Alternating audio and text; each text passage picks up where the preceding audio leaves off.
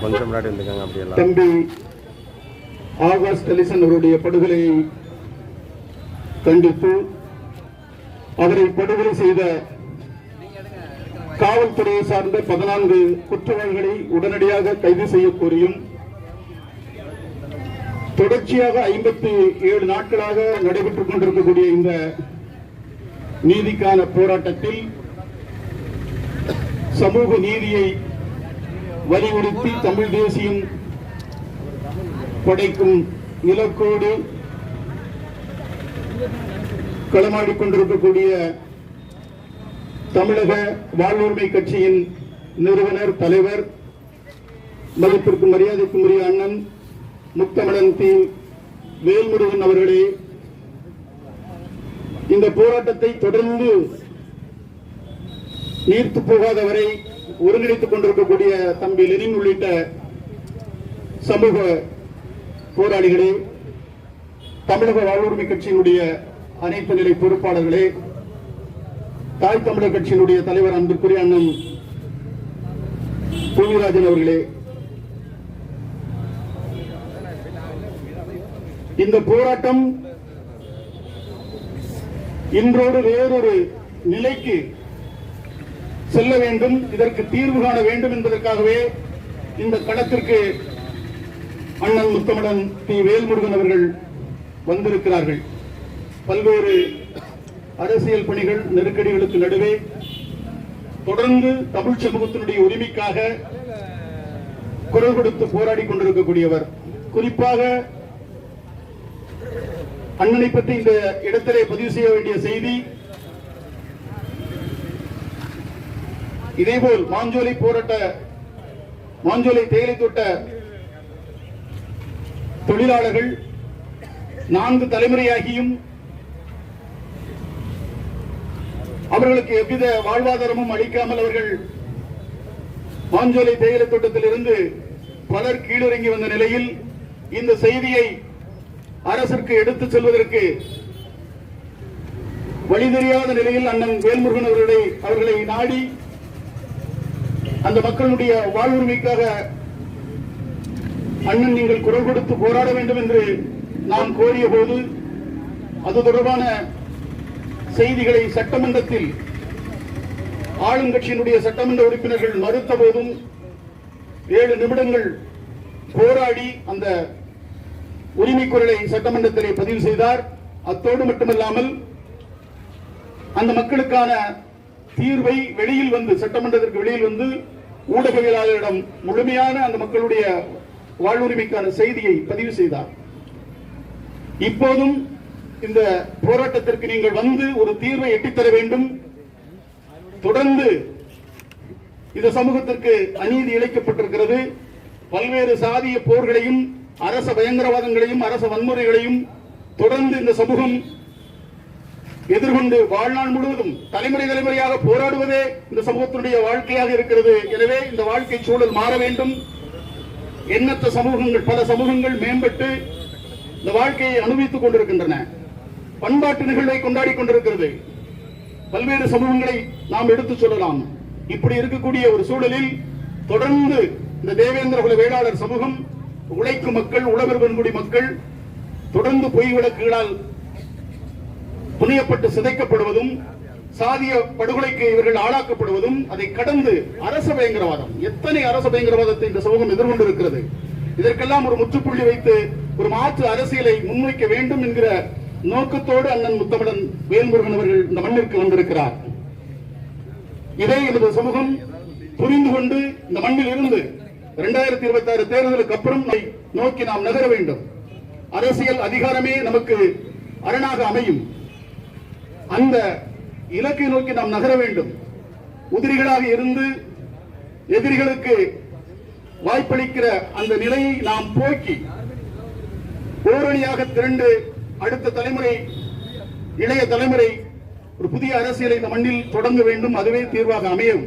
எத்தனையோ அரசியல் கட்சிகள் தலைமைகள் இருக்கிறார்கள். ஆனால் இந்த போராட்டம் நடப்பது எந்த அரசியல் கட்சிக்கும் ஏன் தெரியவில்லை?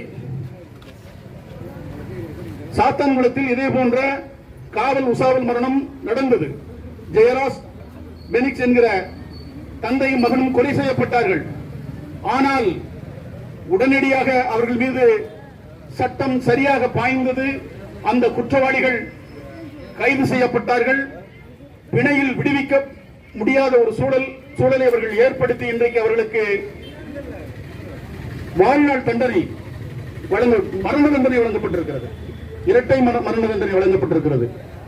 அதே போல பக்கத்தில் இருக்கக்கூடிய மடப்புறம், அங்கே அஜித்குமார் என்ற ஒரு இளைஞர் கோயில் காவலராக இருந்தவர் இதே போல காவல்துறையால் அடித்து படுகொலை செய்யப்பட்டார். அவர்கள் மீதும் இந்த சட்டம் சரியாக பாய்ந்து அந்த சட்ட நடவடிக்கை இன்றைக்கு சீராக நடைபெற்றுக் கொண்டிருக்கிறது. உறுதியாக அவர்கள் தண்டிக்கப்படுவார்கள். ஆனால் தேவேந்திர குல வேளாளர்கள் எங்கு பாதித்தாலும் அதற்கு நீதி இல்லை என்கிற ஒரு அவலம் தொடர்ந்து கொண்டிருக்கிறது. எத்தனையோ பொய் வழக்குகள்.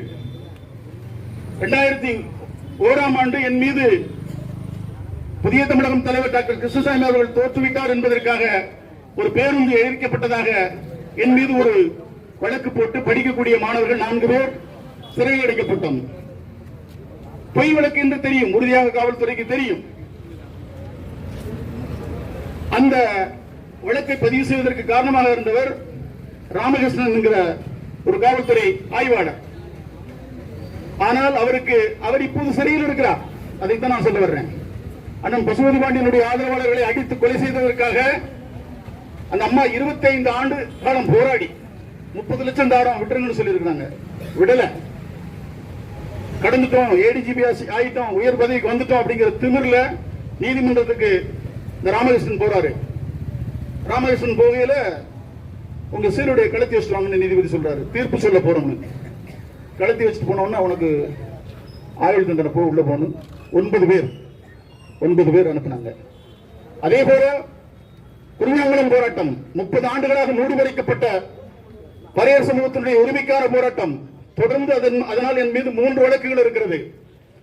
அந்த போராட்டத்தை முன்னெடுத்த போது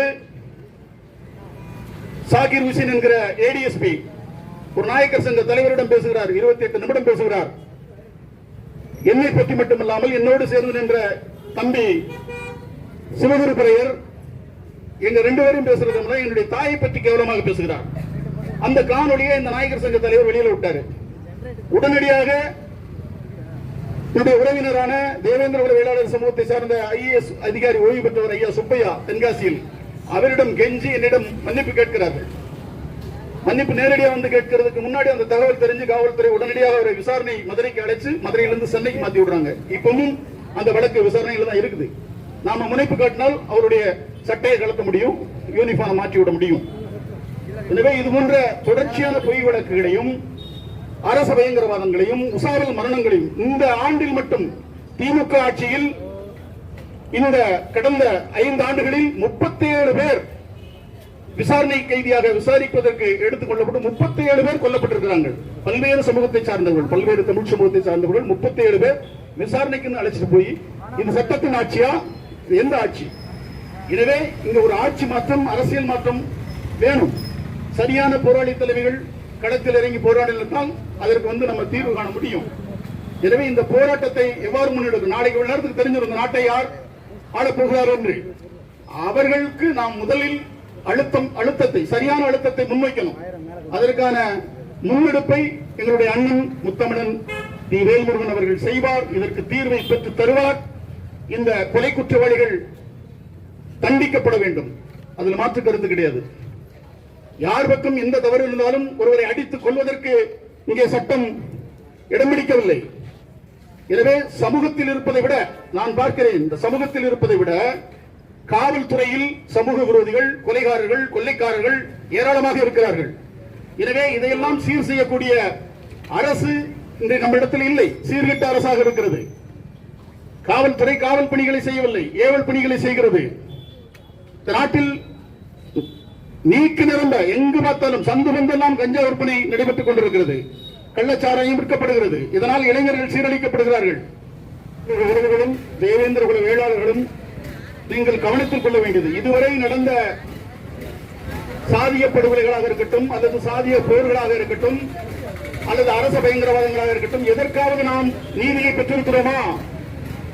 இடையிலே விட்டுவிட்டு சென்றிருக்கிறோம், கடந்து சென்றிருக்கிறோம். எதற்கும் நாம் நீதியை பெறவில்லை.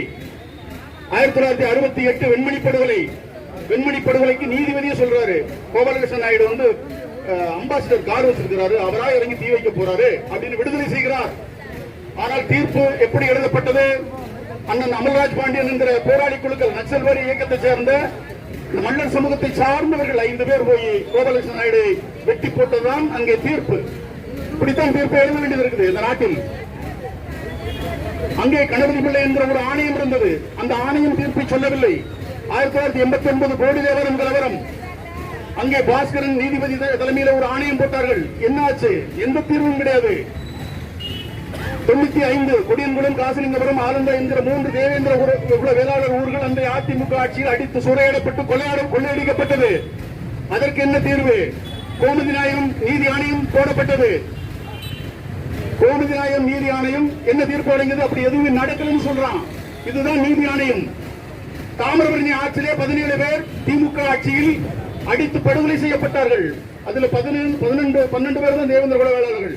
இஸ்லாமியர்கள் இருந்தாங்க, பல சமூகம் இருக்கு, மீனவர் சமூகம், வண்ணார் சமூகம், எல்லாரும் அங்கே கொல்லப்பட்டார்கள்.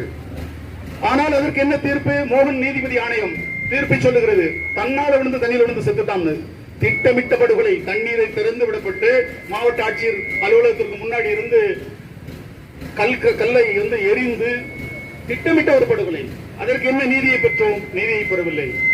பரமக்குடி துப்பாக்கி சூடு, சம்பத் நீதி ஆணையம், காணொலி சாட்சி இருக்கிறது. இன்றைக்கு வரை யாராலும் பேச முடியல. காணொலி சாட்சி இருக்கிறது. சாலை மறியலே கிடையாது. தடை செய்யப்பட்ட சாலையில எப்படி சாலை மறியல் செய்ய முடியும்? 37 பேர் இந்த மாதிரி உட்கார்ந்துட்டு இருந்தாங்க. திட்டமிட்டு படுகொலை தனி, அதற்கு பின்னாடி உள்ள காரணங்களாம் வெளியில பேச முடியாது. அப்படி படுகொலை செய்தார்கள். இன்னைக்கு வரைக்கும் அதற்கு வந்து எந்த நீதியும் அதிமுக திமுக 2 அரசு, ரெண்டும் எதிர் அரசு, எதிர் அரசு என்று 2 அரசும் எதிர் கட்சி என்று சொல்லுகிறார்கள். ஆனால் அதிமுக ஆட்சியில் நடந்த படுகொலைக்கு திமுக ஆட்சியிலே நீதி வழங்கவில்லை. திமுக ஆட்சியில் நடந்த படுகொலைக்கு அதிமுக ஆட்சியில் நமக்கு நீதி கிடைக்கவில்லை. எனவேதான் இந்த திராவிடம் இந்த மண்ணிலிருந்து அகற்றப்பட வேண்டும், திராவிட கட்சிகள் ஒழிக்கப்பட வேண்டும் என்று நாம் இந்த வலியோடும் வேதனையோடும் தான் திராவிட ஒழிப்பு மாநாட்டை இந்த மண்ணிலே நடத்தி ஒரு அரசியலை விதைத்தோம். தமிழ் தேசியத்தை வென்றெடுக்காமல் இந்த அவலம் போகாது, நீங்காது. எனவே இதை புரிந்து கொண்டு இந்த மண்ணுக்கான மக்களுக்கான அரசியலை நாம் முன்னெடுக்க வேண்டும் என்று சொல்லி அண்ணன் புத்தமிடம் வேல்முருகன் அவர்கள் இப்போது உங்களோடு உரையாற்ற அழைக்கிறேன்.